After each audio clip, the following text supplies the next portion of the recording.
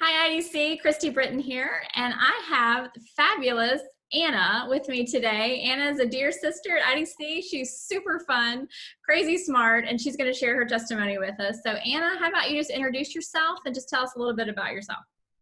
Sure, Christy. Thanks for having me. My name is Anna. As she said, I am a PhD student at Southeastern Seminary studying applied theology, which a lot of people say, what does that mean? I am doing an interdisciplinary program that focuses on anthropology and history and theology. And I am also working at the seminary. I am in the Office of Global Theological Initiatives, which is our international partnership arm of the school. We partner with schools all over the world to help them think through theological education that's biblically solid and contextually based. I'm from Texas. Before I moved up here for my PhD program, and that's, I guess, the beginning of my story. Nerdy heaven, all that study. Basically. Okay,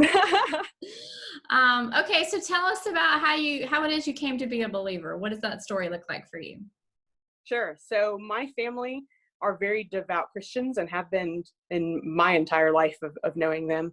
My mother was actually the women's missionary director of our local church. And so I grew up with always having missions folks in my house and hearing stories. And we were at the church every time the doors were open. And for me, that really equated as a child to, if I do these things, that means I'm good. And so I had kind of a checklist in my head of, if I do these things, I've got it. And this is what it means to be a Christian. And at one point, I'm sure this happened before I remember recognizing it, but I remember this moment when I recognized that my parents wouldn't let me take the Lord's Supper. And I looked at my mom and was like, why won't you let me take the Lord's Supper? and she sat me down and really had this conversation of, hey, we think the Lord's Supper is for people who have chosen to follow Jesus. And as far as we know, you haven't done that.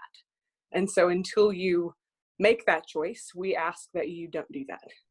And as a kid, I was like, that's crazy. This is the first time that I've realized that I'm an outsider in this church and that there's something different between people around me and me.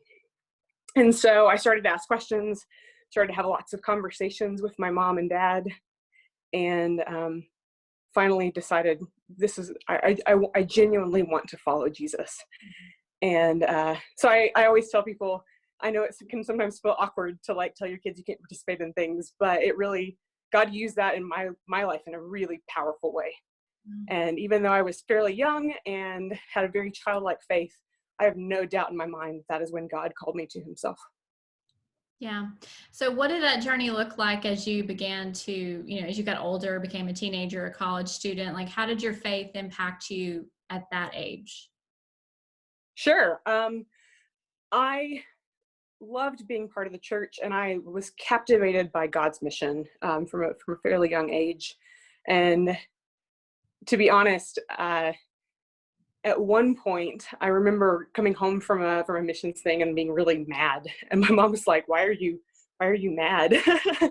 and I said, I hear all these stories of God calling people to the field, and he takes them kicking and screaming, and they don't want to go. Doesn't he know that if he called me, I would go? And my mom looked at me in a way that only your mom can and was like, have you ever thought that maybe just that desire to go is part of the calling? And I really hadn't at that time. And so I started asking, what does it mean for me to ask God what it means to be a participant in his mission? And so I started to look at options. I started to ask a lot of questions. I started to go on some short trips and just really felt confirmation that this is the direction the Lord wanted me to go. And in the midst of that, it wasn't just kind of a wanderlust idea. It wasn't just I wanted to exotically travel. It was that God gave me a heart for his people and for the nations in a way that I think can only come from him. And so my journey, probably since high school, has been asking the question of what does it look like for me to be a participant in God's mission, whether that's overseas, whether that's here. What does it look like for me to look out at people and see them as people that God loves, and to ask them to join on this adventure of following Christ? Well worded. Your mom sounds awesome. So if she watches this, I'm a fan. It's pretty great. Yeah, seeing ourselves as participants of the mission, as aggressive participants, desirous participants is good, that we're fishers of men. Okay, so tell us about like your undergrad, your journey through, grad school, pursuing a doctorate, like give us the details. Sure. So I got my undergrad in biology, actually. Most people don't know that about me. Had a desire to do pre-med and decided to not go that route. It's funny, I was listening to Katie's testimony that you guys posted, and it rung very true to me in a lot of ways. So at the end of college, I had a choice of I can apply to go to medical school or I can go overseas, and I chose to go overseas. And that radically changed the trajectory of my life. Where did you go? I was in South Asia, which was unexpected to me. I had been the person who was like, I'm going to go to Latin America my entire life. And then when the choice was actually there in front of me, I was very sure that the Lord was calling me to South Asia instead. So I went there. As I said, it was very life-changing for me, just to be able to see the global church and to be able to see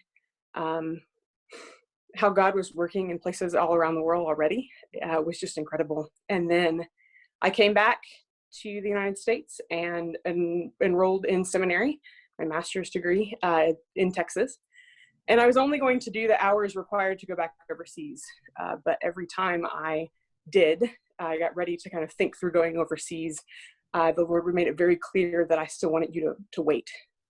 And at the end of my seminary, I was like, God, I'm done. I'm going overseas. And it was very interesting because I had this moment and this recognition, this realization that going at that stage was actually an act of disobedience. And I didn't know what to do with that because we'd always been kind of trained to go. And then all of a sudden I was like, I know right now that leaving and going overseas is disobedience. And so I took a year to really say, well, if that's the case, what am I going to do with my life? And in the midst of that, I had a seminary professor at Southwestern in Fort Worth who sat me down multiple times and basically was like, have you ever thought about doing a PhD? You have the giftings, you have the ability. I think you should consider it. And every time he would say that, I would be like, no, that's not happening. But he very much encouraged me that this was a step I needed to at least consider at this stage. And so I did. I looked at options, and I ended up at Southeastern, which was a surprise to me, I think, as much as anybody else. So I get asked all the time, why do you do a PhD? What makes you stay in a PhD? Because it's hard work. And I've been thinking a lot about that, especially during like this COVID season. What draws me to continue doing what I'm doing? I think that the picture of Revelation 7:9 is part of that impetus for me. This idea that people from every nation, tribe, people, and language will be around God's throne worshiping him is so exciting to me, and gives me kind of three things that I'm always kind of have at the forefront of my studies and the forefront of my thought. First is just the question of me. What am I supposed to do as a participant in God's mission? What am I supposed to do to help that future vision become a reality? What is God asking of me? But the second one is something I think a lot of people don't think about, especially here in the United States. I ask the question, what does it mean for us to be doing this in the context of a global church? So the cool thing about this vision is we like to think of that as just the end times, but the reality is that today there are people in Africa and Asia and Latin America and all over the world who are getting up on Sunday and worshiping God, and they're living their lives on God's mission, and that is so exciting. And so it makes me just really excited as I think through possibilities of the future, of what does it mean for me to be thinking globally in ministry? And what does it mean for me to look at these people and say, you're my partner and you're walking with me. You're not just a recipient of the Great Commission, you are a participant in the Great Commission. And that is so exciting. And then finally, it makes me think of what are we doing to equip women? I know that's kind of a weird thing to think through with that particular verse, but that multitude of people has a lot of women in it. And I love thinking through missions history and thinking through how God has used women, both married and single, as participants in his mission.